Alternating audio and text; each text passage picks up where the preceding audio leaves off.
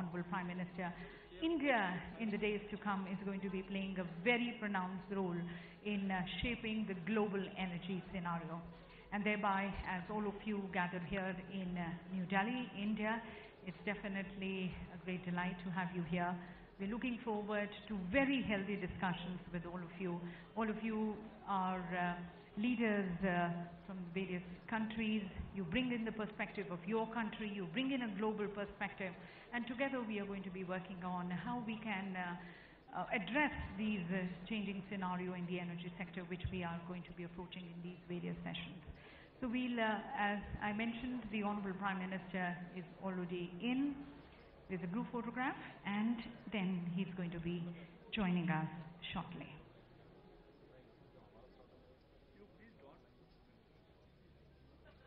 And ladies and gentlemen, we now have the Honorable Energy Ministers of various countries, along with the leaders and the heads of various international organizations, the CEOs of the leading oil and gas companies who are part of the group photograph with the Honorable Prime Minister.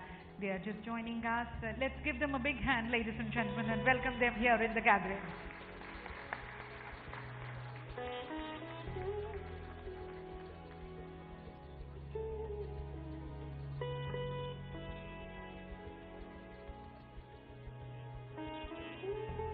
We also have the Secretary General of IEF, the International Energy Forum, along with them, Dr. Sun Chian Cheng, joining us. All of them have just had meetings with the Honorable Prime Minister, the group photograph, and now joining us here.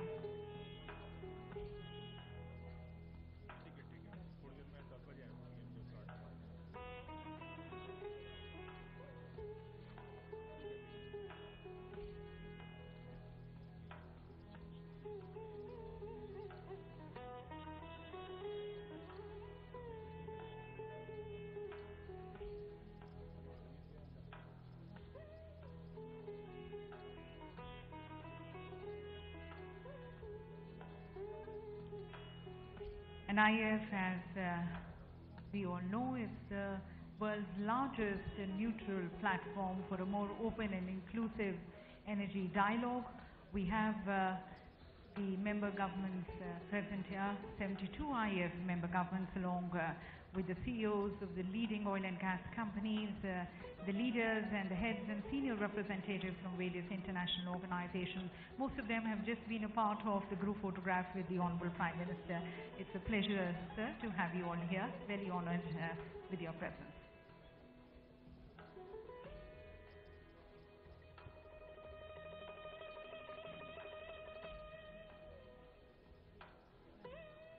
And ladies and gentlemen, IEF 16, as we all know, basically builds on the outcome of IEF 15 Algiers ministerial and the major market developments which have taken place since the time the IEF ministers last left.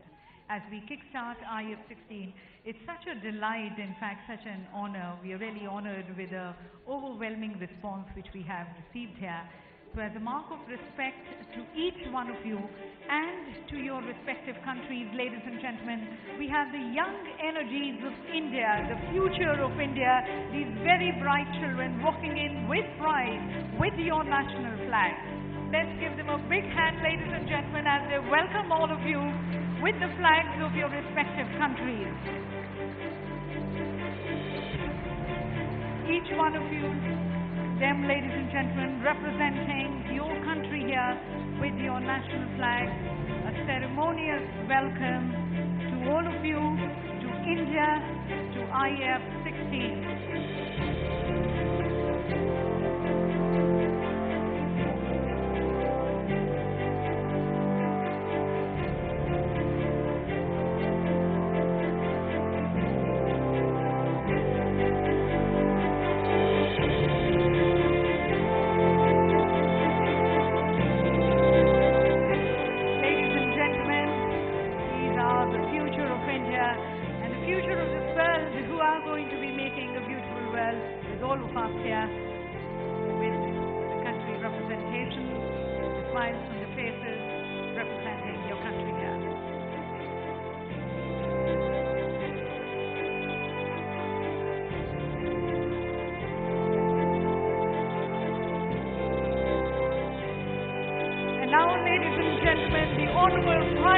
Leader of India, Shri Narendra Modi.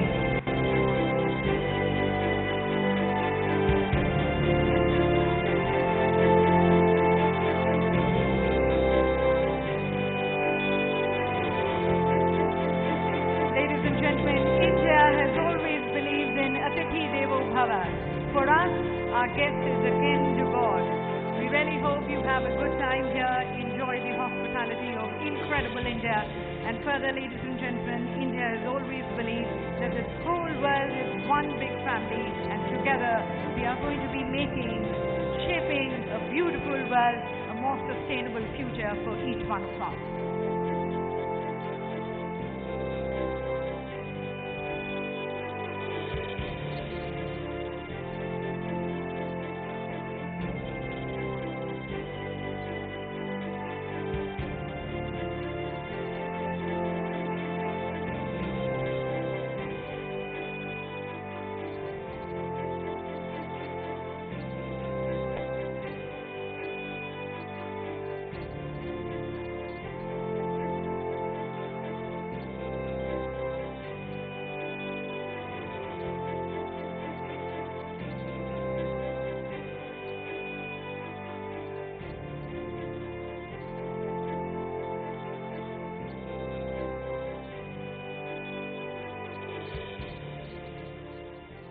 Namaskar to all of you, ladies and gentlemen, and once again with great delight and pleasure I now welcome you all to the inaugural session of the 16th International Energy Forum being organized here in New Delhi. And ladies and gentlemen, it is after a long gap of 22 years that India today is the proud host of this very prestigious neutral energy dialogue platform. And thereby definitely an honor for us, a privilege for us to be hosting all of you along with our co-hosts China and Korea. And as we take these discussions forward, as you're aware, the overarching theme of IF16 is the global energy security, which we talk about the future of global energy security, and within that the transition, technology, trade and investment, the correlated focal areas which we are going to be taking it forward. But before we open the doors for the discussions and deliberations, we bring you greater insights into IF16 with a short film.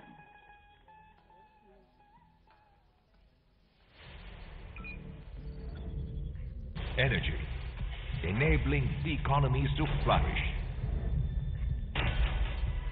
fueling worldwide industrial growth,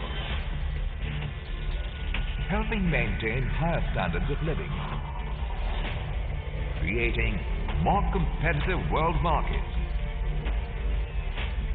transporting people, goods on a global scale.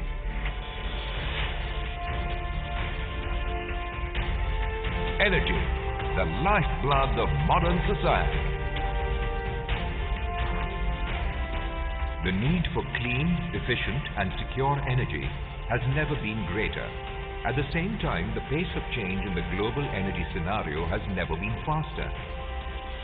The US shale revolution, solar technology advancements and cost reductions, the shifting geopolitics, and the evolution of distributed generation and systems, to name a few, have surprised even the most learned of experts. And what is to come in the near future, e-mobility via electric vehicles, smart grids, storage and digitalization are technologies that could forever change existing business models and potentially entire systems in both power and transportation sectors. With these fast-paced changes and changing global climate patterns, the energy mix is shifting towards cleaner, lower carbon fuels driven by environmental needs and technological advancements. The greatest challenge lies in meeting the dual requirements of supplying the energy the world needs to grow and prosper, while also reducing carbon emissions. A renewed focus on reducing greenhouse emissions has put natural gas into the limelight as the fastest growing and cleanest burning fossil fuel. Abundant natural gas resources and robust production contribute to the strong competitive position of natural gas and liquefied natural gas as they continue to grow as key fuels in the transportation, power and industrial sectors. Fostering global cooperation in the energy domain is a prerequisite for economic growth. Covering all 6 continents and accounting for almost 90% of global supply and demand for oil and gas, the International Energy Forum aims to foster greater mutual understanding and awareness among its 72 member countries, thereby ensuring global energy security. The forum's biennial ministerial meetings are widely considered to be the world's largest gathering of energy ministers, and the 15 previous editions have played a stellar role in furthering the cause of energy collaboration.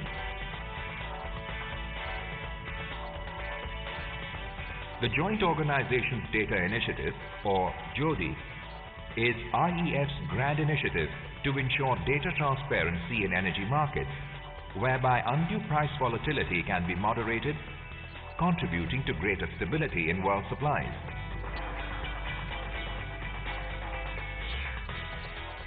As demand for energy continues to grow, there are no easy solutions for carbon-free energy. While renewables like wind and solar have come up as worthy alternatives, they still provide a very small share of the world energy mix. Biofuels, hydrogen fuel cells, etc. will eventually play an expanded role with further technological advancements, cost reductions, and policy support from governments. While we continue to hunt down new sources of energy, we must also reflect on the lopsided nature of energy consumption. Synergies fostering greater mutual understanding and awareness of common energy interests among nations can go a long way in bringing the bottom of the pyramid to light. As the 3rd largest consumer of oil and gas in the world, energy continues to be the key driver of economic growth in India. Sustainable, stable, and reasonably priced energy is essential for the country's outreach programs to deliver the fruits of economic development to the masses.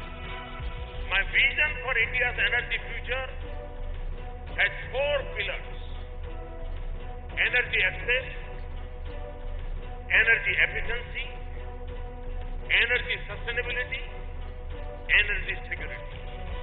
While attaining these objectives, keeping the environment paramount is a prime objective, as is conserving of energy resources, and India continues its quest for equitable distribution of these resources.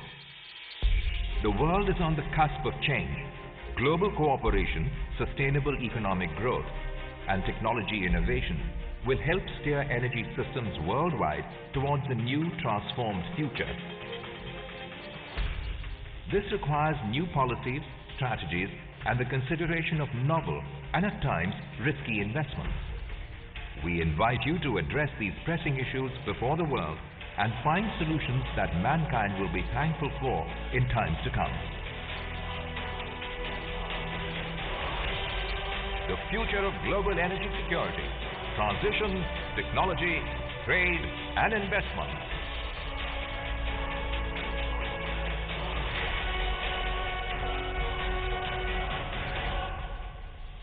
Welcome to the 16th International Energy Forum at New Delhi, India. So ladies and gentlemen, as we are ready to embrace this change and be a part of the change, we start with the inaugural session by inviting the views and perspectives of our leaders. Please join me as I invite here on stage His Excellency Dr. Shun Shang Shen, respected Secretary General of the International Energy Forum.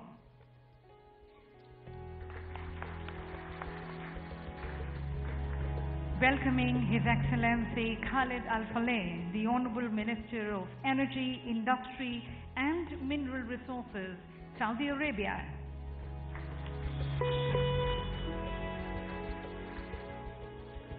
Ladies and gentlemen, His Excellency Shri Dharmendra Pradhan, the Honorable Minister for Petroleum and Natural Gas and also the Minister for Skill Development and Entrepreneurship, India.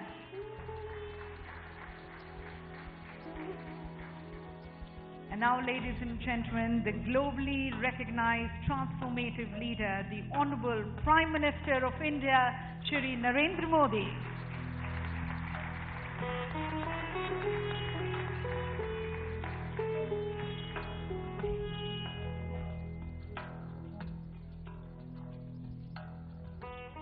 Ladies and gentlemen, this is the inaugural session and basically a context-setting session.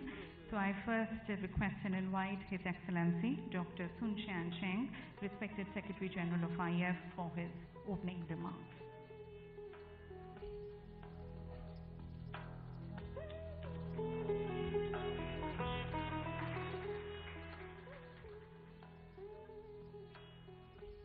Your Excellency Narendra Modi, Prime Minister of India, Your Excellency Dharmendra Pradhan, Minister of Petroleum and Natural Gas, and also the Minister for Skill Development and Enterprises of India, Your Excellency Khalid Chafali, Minister of Energy, Industry and Mineral Resources of Saudi Arabia, Your Excellencies, the Ministers, ladies and gentlemen, good morning. Welcome to the 16th session of the International Energy Forum Ministerials.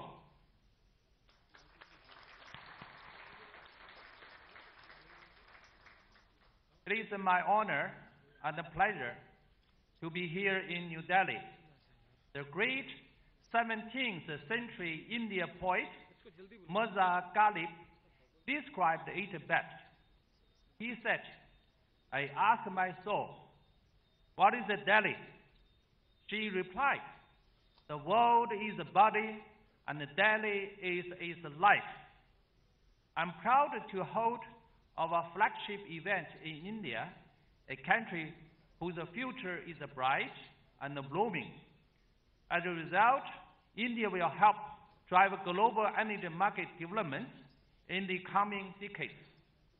I welcome 332 delegations, including 50 more ministers, 30 captains of industries, and 12 of heads of international organizations, among 1,200 plus delegates here today. This 16th IF ministerial meeting would not be possible without the tremendous commitment and dedication from the India government. Let us thank the host country of the IF 16 and applaud the India government for its leadership.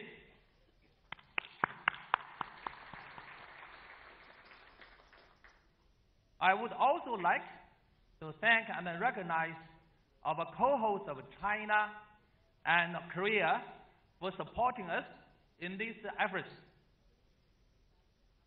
Through the dialogue, the IF seeks to moving forward faster and further by embracing shared value propositions for both the producer and consumer countries in the benefit of all. The fossil fuel sector shall continue to provide around 3/4 of energy demand in 2040, according to the main scenarios of a recent IEA and OPEC outlooks. More dialogue on the mutual reinforcing role of fossil fuels and clean energy technologies, including the renewable, will lead to the reliable, realistic transformation that all can afford, and rational responses to the global questions we face together. Energy sector transformation do not happen overnight, so it is imperative that we acknowledge the present energy market reality and discuss how technological and policy change impact the trade and investment in both the short and long term.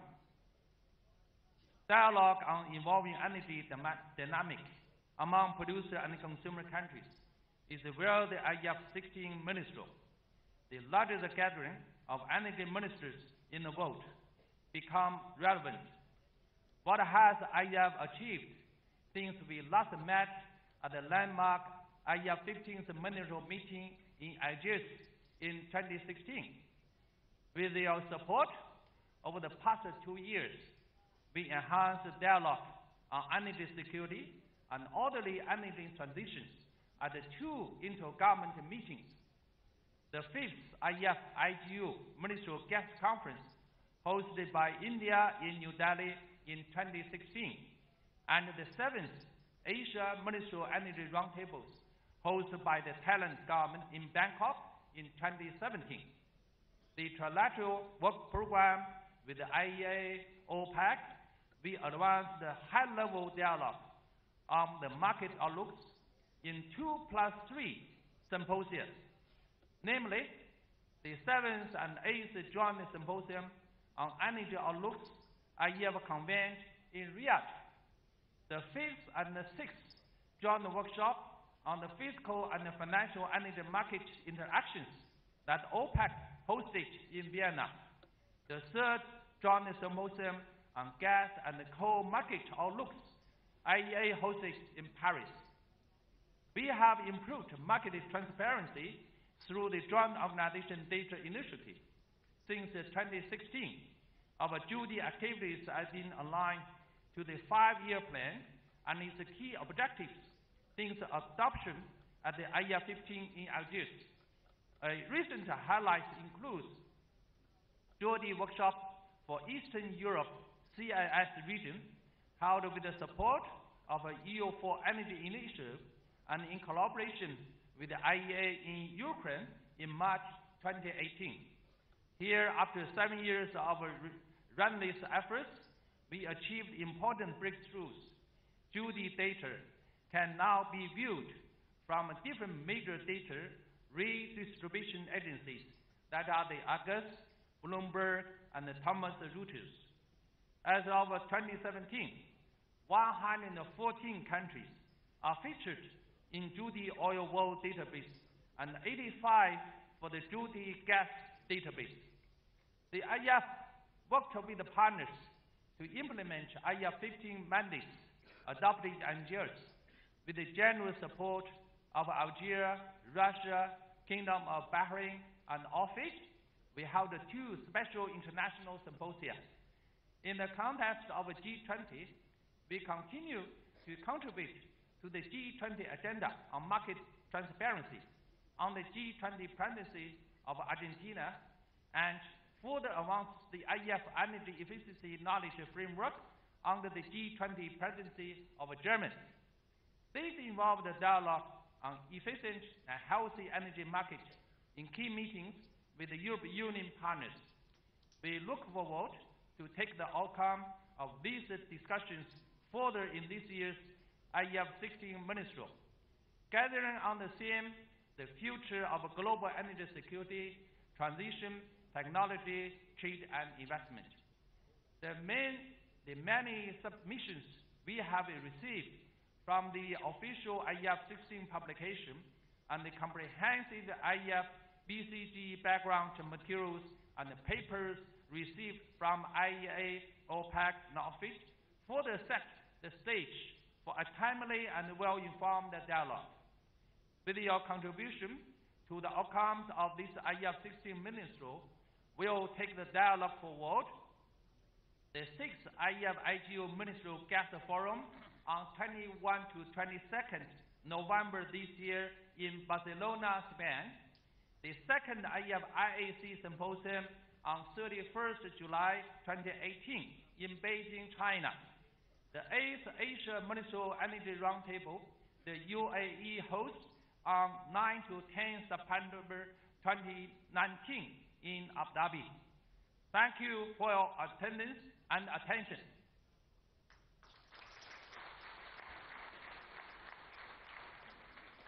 Thank you, sir, for setting the tone and the context of the discussions which we are going to be taking further as we move forward in the IEF 16. Thank you so very much, sir. And now requesting His Excellency Khalid Al-Faleh, the Honorable Minister of Energy, Industry and Mineral Resources, Saudi Arabia, for his address.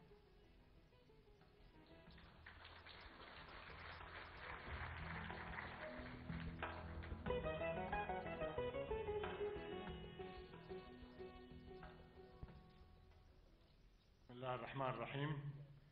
Honorable Prime Minister Shri Narendra Modi, Honorable Ministers and Excellencies and distinguished ladies and gentlemen, I am delighted to be back in India, or may I say, incredible India. This nation has achieved tremendous development and prosperity and possesses so much potential for the future, which is a sentiment of the successful and visionary policies of the Honorable Prime Minister. It is a distinct privilege for all of us, sir, to have you inaugurate this important event. I also want to thank the Honorable Dharmendra Pradhan, Minister of Petroleum and Natural Gas, and indeed the entire Indian government for this incredible hospitality and organizational effort to host this impressive gathering of energy ministers, CEOs, and international energy organizations.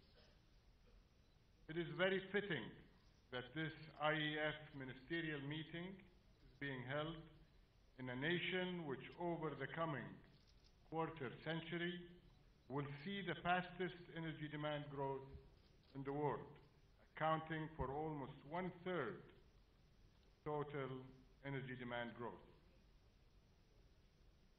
Ladies and gentlemen, there is no doubt that the world is undergoing an energy transformation.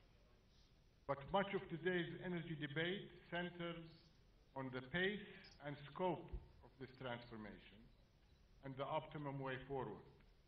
I, for one, strongly believe that for a long time to come, the world will need all energy sources, including increasing volumes of oil and gas. So we must have a dual purpose. First, we certainly need to develop new energy sources and technologies.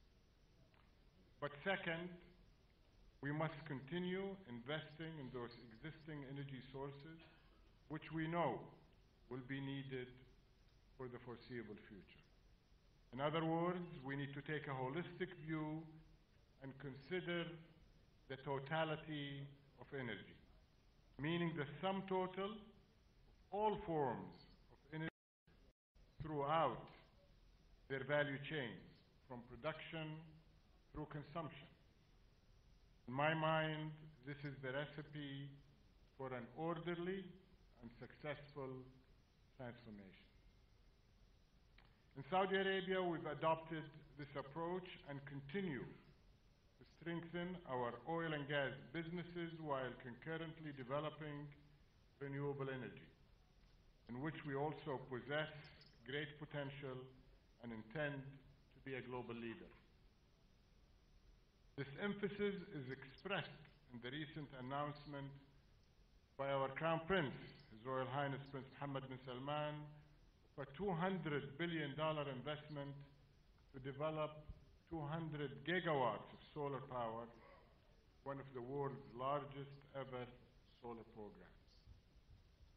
Ladies and gentlemen, when we discuss energy, we must keep in mind the issue of energy accessibility, adequacy, and affordability, especially since energy is such a pivotal driver of economic growth, job creation, and the ability of people to raise their living standards.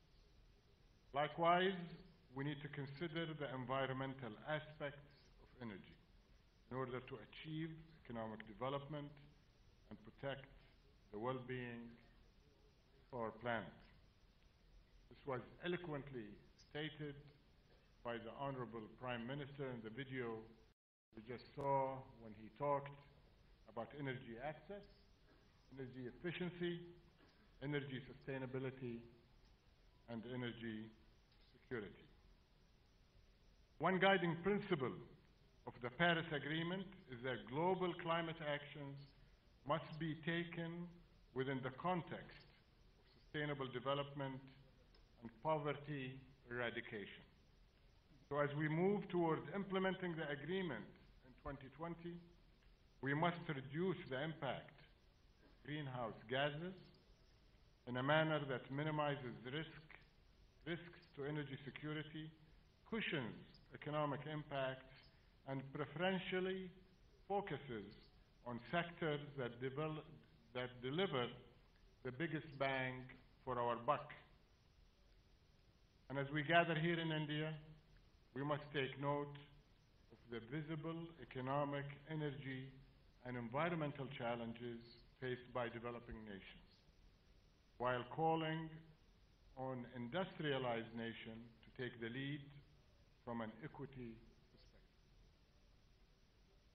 We therefore need to promote more pragmatic energy policies for the future, keeping in mind the complex factors involved, the fact that countries are at different development stages and the rapidly changing technological landscape. That is best accomplished through discussions like the dialogue we're kicking off this morning, which is most fruitful with the full involvement of key stakeholders under the IEF umbrella. I am glad we're able to bring together such influential agencies as the International Energy Agency, OPEC, the Gas Exporting Countries Forum, the World Energy Forum, and the World Petroleum Council, amongst others. The IEF has done a tremendous job of advancing consumer-producer dialogue, but it would perform another invaluable service by organizing the effort to develop an optimum energy transition blueprint. I also believe the importance of the global energy dialogue has never been greater than at the present moment when so many uncertainties surround the energy markets. Unfortunately, even as we call for a totality of energy approach, the future supply situation of many proven energy sources is not very reassuring, particularly for oil. Many of us are familiar with the misguided and contrary notions of peak supply and more recently peak demand, both of which lost credibility over the years. But today, rather than a peak, I am more concerned about a trough that is real, and that is the threat of trough investment, which is much more worrying because lagging investments has real-life consequences, not just a conceptual existence in blogs and newspaper articles. At present, even though oil demand has been growing recently at a rate of 1.5 million barrels per day, oil investments have not kept pace. This is due not simply to immediate market conditions, but also to an investment climate shaped by adverse sentiment and misleading signals from policy makers, some financial institutions voicing negative views, and misguided talk of stranded resources. You can imagine that in this kind of environment, investors would not be willing to pour trillions of dollars into maintaining and growing much-needed oil supplies. Honorable Prime Minister, ladies and gentlemen, as fossil fuels will be with us for many decades to come, we must create an enabling and encouraging environment for investments all along the petroleum value chain, and to drive for the use of advanced technologies to minimize the carbon footprint of these proven fuels. Then, and only then, can we ensure we're concurrently advancing both the accessibility and sustainability of energy use. With regards to the short-term market, which I know is on the minds of many of you, we see strong fundamentals and reasonable balance, despite a certain degree of volatility. But enhancing market stability over the longer term will require a concerted and consistent effort. So we within OPEC and our partners outside the organization are sustaining our coordination agreement. In my view, It is reassuring that 24 of the planet's foremost oil producers remain committed to maintaining long-term market stability and playing a responsible and responsive role in bringing investment levels back to where they need to be. In this context, Saudi Arabia and Russia are discussing extending cooperation in order to monitor the market and take joint action when necessary to maintain stability, which is good news for producers and consumers alike. Of course, the Kingdom has always been a responsible and reliable actor and has consistently adopted a long-term view of the market. As our oil supply costs are among the lowest in the world, we intend to continue playing our part in ensuring supply security by making suitable investments, bridging the trough, so to speak. In fact, Saudi Arabia's spare oil production capacity represents the majority of global spare capacity today. And as many of you know, there have been numerous occasions in the past when our spare capacity has meant the difference between prosperity and peril for the global economy. Today, I can assure all of you that we will continue to play that responsible role going forward.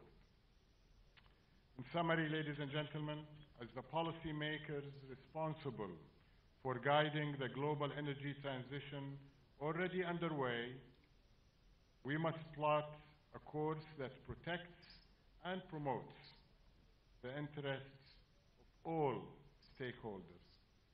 I strongly call for the adoption of the concept of the totality of energy I outlined, wisely investing in a robust global energy portfolio that includes both existing and new energy sources, thereby avoiding the trough investment risk. The accessibility, adequacy, and affordability of future energy are important for all nations, as is its environmental impact, and our work here today is very vital. I thank you for your attention and wish you all a very productive set of meetings.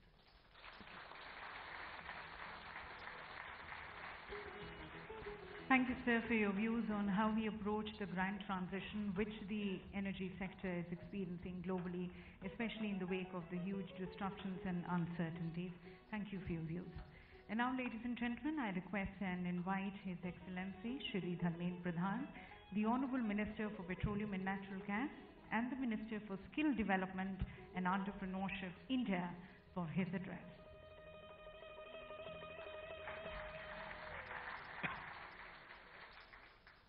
Honorable Prime Minister Sri Narendra Modi ji, His Excellency Mr. Khalid Al Falih, Minister of Energy, Industry and Mineral Resources, Saudi Arabia, His Excellency Dr. Sun Xiansheng, Secretary General, International Energy Forum, my ministerial colleagues who have traveled from far and wide, heads of international organizations, CEO of global oil and gas companies, delegates and friends from media, Namaste and welcome to India to the 16th IEA Ministerial Meeting.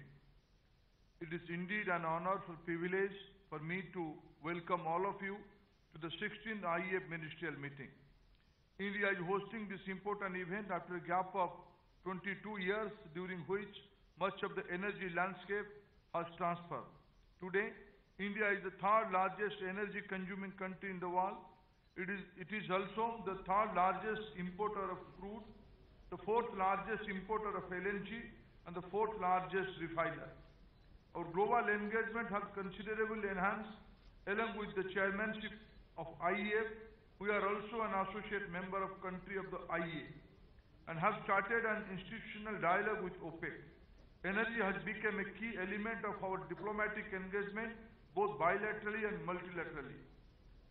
At the core is the resolve of the government led by Prime Minister Sri Modi to provide universal access of clean, affordable and sustainable source of energy to all our citizens. For him, energy access is about improving and transforming the socio-economic lives of the common people of India.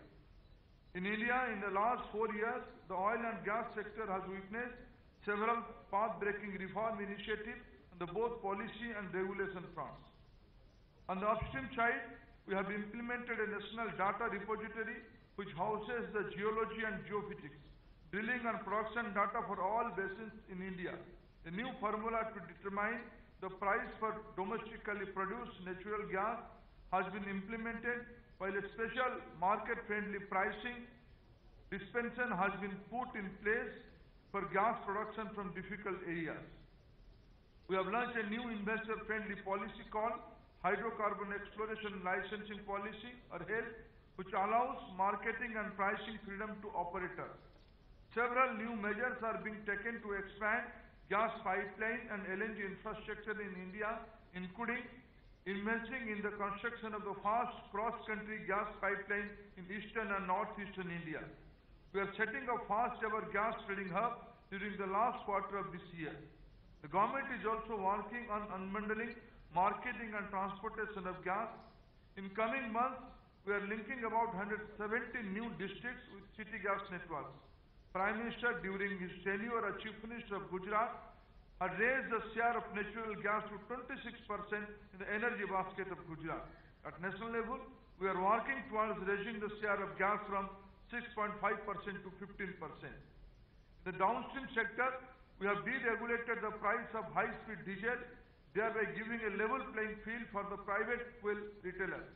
Last year, we introduced the practice of daily dynamic pricing.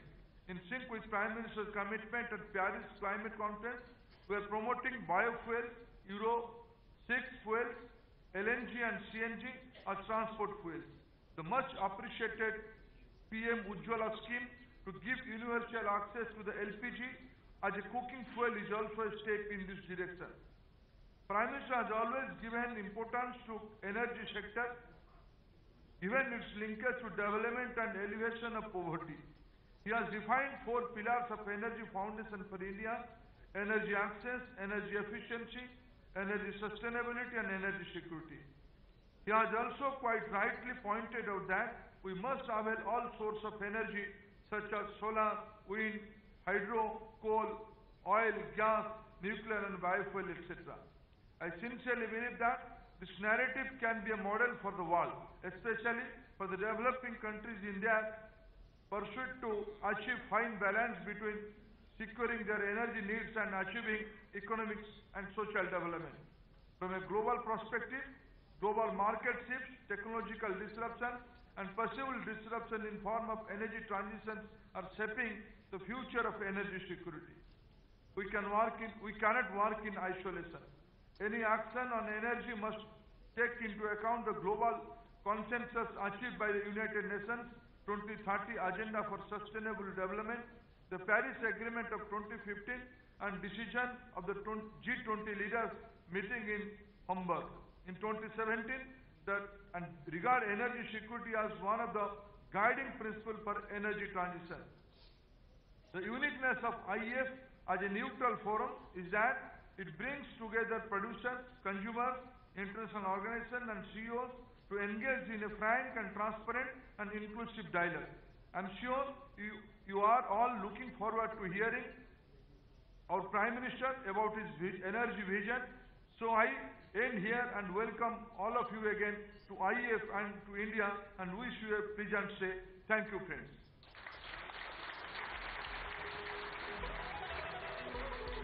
Thank you, sir, for sharing with us the various energy reforms which India has been able to take under the leadership of our Honorable Prime Minister, shaping a better energy future.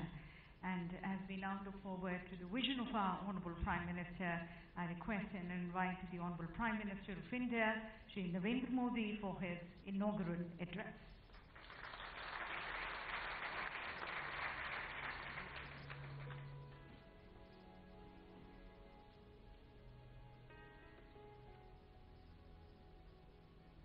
Minister for Energy, Saudi Arabia.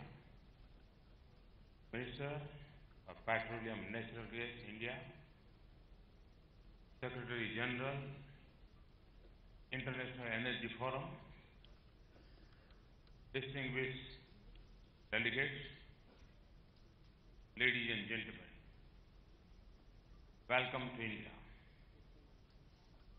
Welcome to 16th International Energy Forum Ministerial Meeting. I am happy to see such a large participation of energy ministers from producing and consuming nations, heads of international organizations, and CEOs in this forum. As you come together today to discuss the future of global energy, the world is seeing a great transition in energy supply and consumption. Consumption growth has shifted to non-OECD countries, Middle East, Africa, and developing Asia. Solar photovoltaic energy has become economical compared to all other energy sources. This is changing the supply paradigm. Abundant availability of natural gas globally, with increased percentage of LNG and natural gas, is contributing to the primary energy basket. The US may soon become the largest producer of oil. It is predicted to meet a major portion of the additional oil demand in the next few decades. Coal may gradually go out of favor as a major contributor to primary energy in the OECD world and later in developing countries. The transport sector will see massive changes in the next 2 decades with adoption of electric vehicles. The world is committed to the climate change agenda based on the COP21 agreement.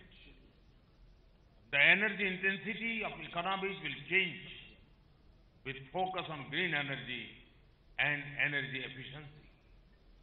Last month, I came across an energy forecast prepared by an agency according to which India will be the key driver of global energy demand in the next 25 years.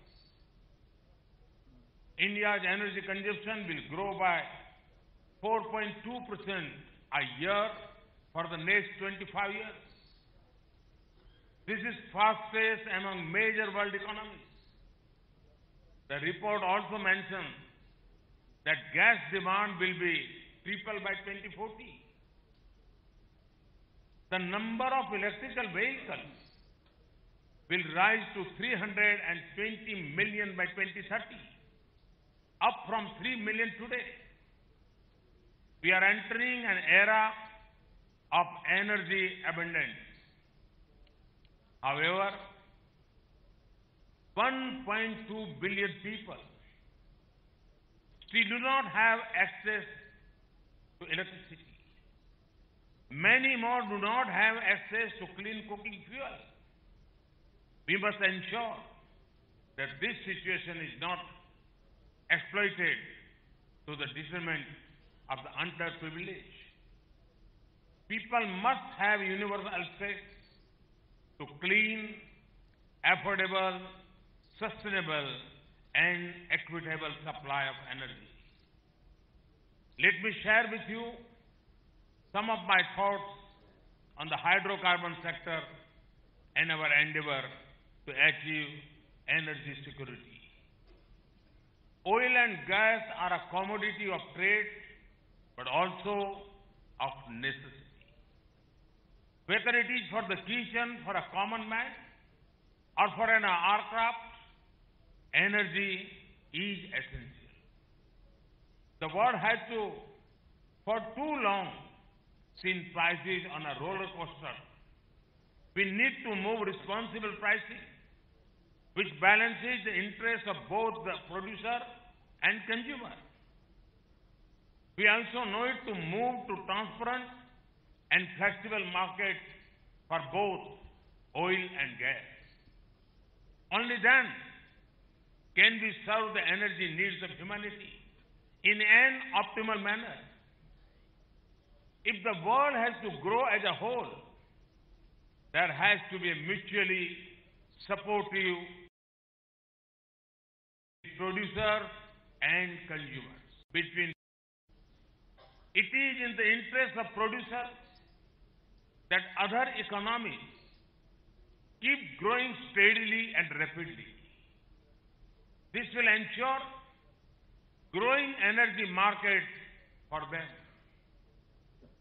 Efforts at artificially distorting prices are self-defeating, as history has shown us. They also cause undue hardship, particularly to those at the bottom of the pyramid in developing and least developed countries. Let us use this platform to build consensus on responsible pricing. This will serve the mutual interest of both producers and consumers. Given global uncertainties, India also needs energy security. My vision for India's energy future has 4 pillars: energy access, energy efficiency, energy sustainability, and energy security. Energy in general and hydrocarbons in particular are an important part of my vision for India's future. India needs energy which is accessible and affordable to the poor. It needs efficiency in energy use. As a responsible global member of the Committee of Nations, India is committed to combating climate change, curbing emissions, and ensuring sustainable future. The launch of the International Solar Alliance is a step towards fulfilling this commitment. Friends, currently, India is the fastest growing large economy in the world. All leading agencies such as IMF, World Bank, ADB are estimating India to grow at 7 to 8% in the near future. Our government has been able to achieve high GDP growth with low inflation, well-controlled fiscal deficit, and stable exchange rates. This macroeconomic stability is boosting both consumption and investment in the economy. India is also blessed with demographic dividend. The working age population as a share in total population is one of the highest in the world. Our government is boosting local manufacturing through Make in India and skilling of youth in industries such as textile, petrochem, defense, engineering, etc. This in turn is also increasing our energy consumption further.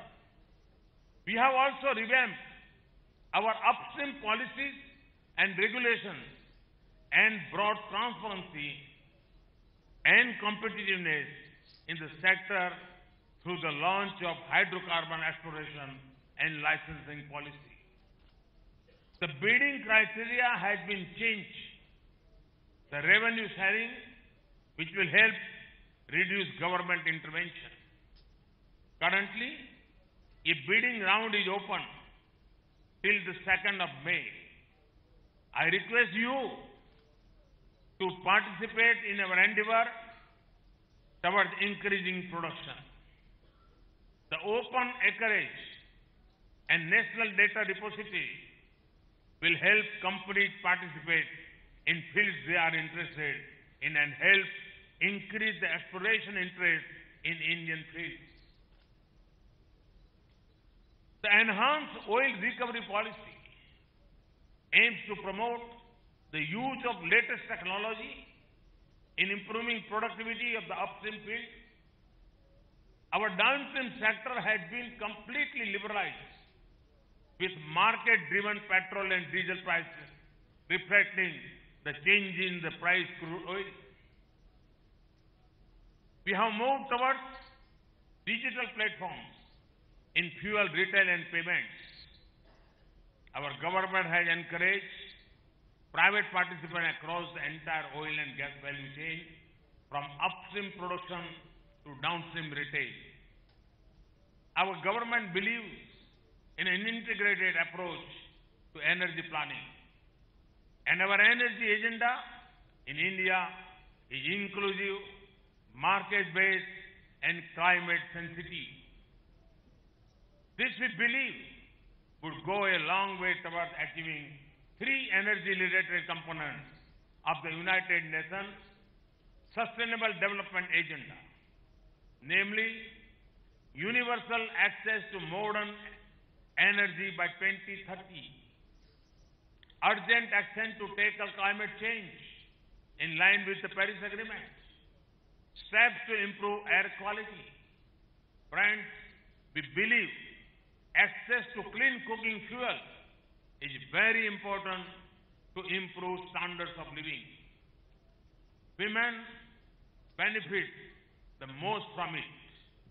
It reduces indoor pollution and hardships faced in collecting biomass and firewood. It gives them increased time for further self-development and taking up additional economic activities. In India, through the Ujjwala Yojana, we provide free LPG connections to women from poor households. The aim is to provide clean LPG cooking connections to 80 million poor households. 35 million connections have already been provided in less than 2 years. Shift to BS6 fuel by April 2020, which is equivalent to the Euro 6 standards. Our refineries are undergoing massive upgradation.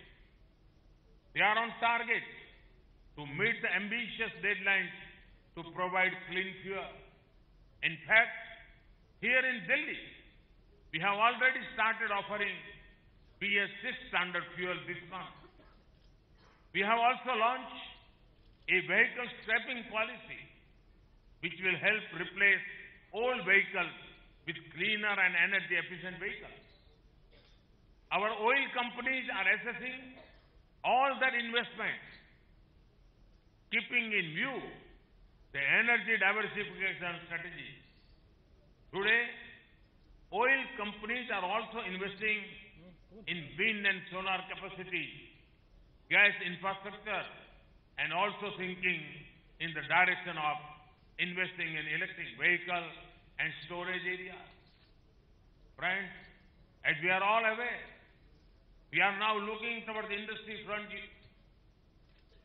4.0, proposing to change the way industry operates in the future with new technology and processes like Internet of Things, artificial intelligence, robotics process, automation, machine learning, predictive analytics, 3D printing. Our companies are also adopting latest technologies.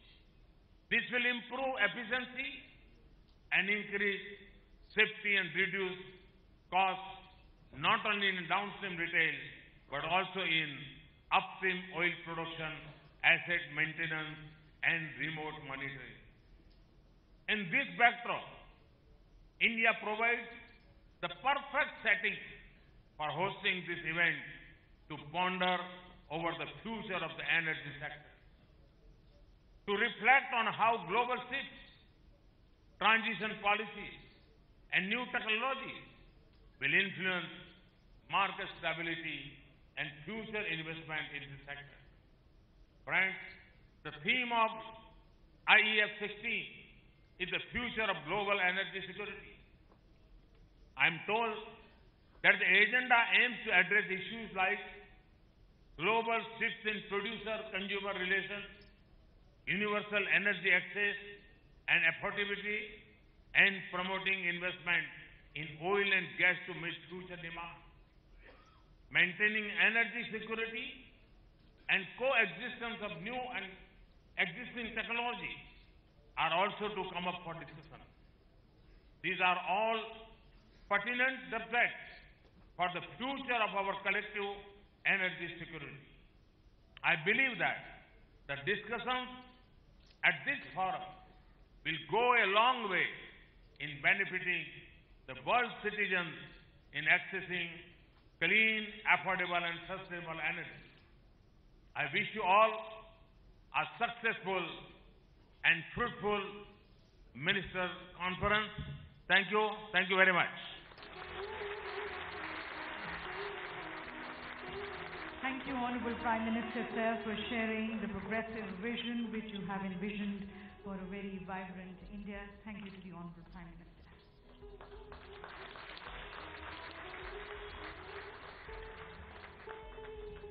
Our thanks also to the other dignitaries, appreciation to His Excellency Khalid Al-Faleh, the Honorable Minister of Energy, Industry and Mineral Resources, Saudi Arabia.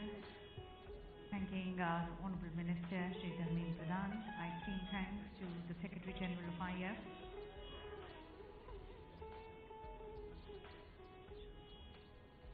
And thanking all of you, ladies and gentlemen, for joining us in this inaugural session.